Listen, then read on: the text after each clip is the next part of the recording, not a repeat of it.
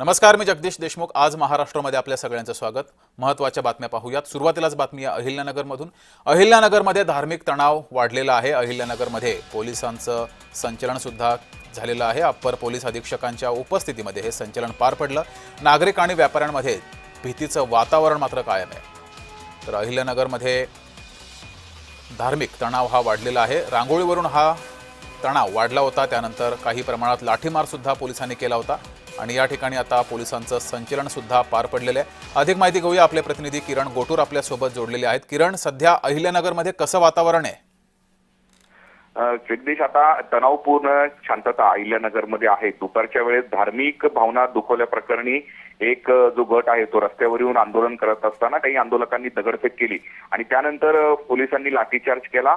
या संपूर्ण जमावाला पांगवण्यासाठी ही लाठीचार्ज केल्याची माहिती पोलिसांनी दिली आणि त्यानंतर संपूर्ण अहिल्यानगरमध्ये एक भीतीचं वातावरण पसरलेलं होतं आणि त्यानंतर आता काही वेळापूर्वी पोलिसांनी रस्त्यावरती उतरून जे रूट मार्च केलेला आहे, संचलन केलेलं आहे आणि या संचलनाच्या माध्यमातून लोकांनी घाबरून जाऊ नये, लोकांनी शांतता राखावा अशा पद्धतीचे एक संदेश देण्यात आलेला आहे। या सगळ्या प्रकरणी काही जणांना पोलिसांनी ताब्यात सुद्धा घेतलेला आहे। नेमका हा प्रकार कशामुळे घडला किंवा कोणी घडवण्यामध्ये या कुणाचा हात आहे का, कोणी प्रयत्न केला का, या सगळ्या अनुषंगाने पोलीस तपास करत आहेत। त्यामुळे तपासामध्ये काय समोर येतं हे सगळं महत्त्वाचं असणार आहे। किरण, रांगोळीवरून हा संपूर्ण प्रकार सुरू झाला होता। आतापर्यंत किती जणांना ताब्यात घेतले पोलिसांनी?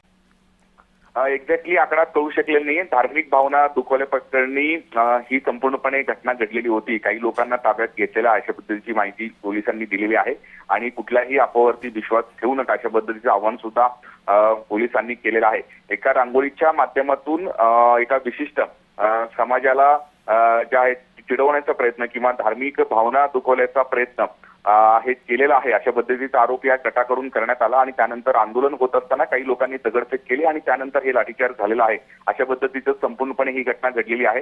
या सगळ्या घटनांसंदर्भात आता अधिक जी चौकशी आहे ते पोलीस करत आहेत, पण या सगळ्या घटनेनंतर एक भीतीचं वातावरण जो आहे तो निर्माण झालेला होता ते शांत करण्यासाठी पोलिसांनी संपूर्ण शहरातून हे रूट मार्च केलेला आहे, संचलन केलेलं आहे आणि त्याच माध्यमातून एक संदेश सुद्धा देण्याचा प्रयत्न पोलिसांनी केलेला आहे। या सगळ्या प्रकरणी काही लोकांना ताब्यात घेण्यात आलेलं आहे, पण नेमकं किती लोकांना घेतलं हे अद्याप कळू शकलेलं नाहीये, पण अधिक सगळी चौकशी पोलीस करत आहेत। किरण, तुम्ही या बातमीवर लक्ष ठेवून राहा। तुर्तास धन्यवाद दिलेल्या माहितीबद्दल।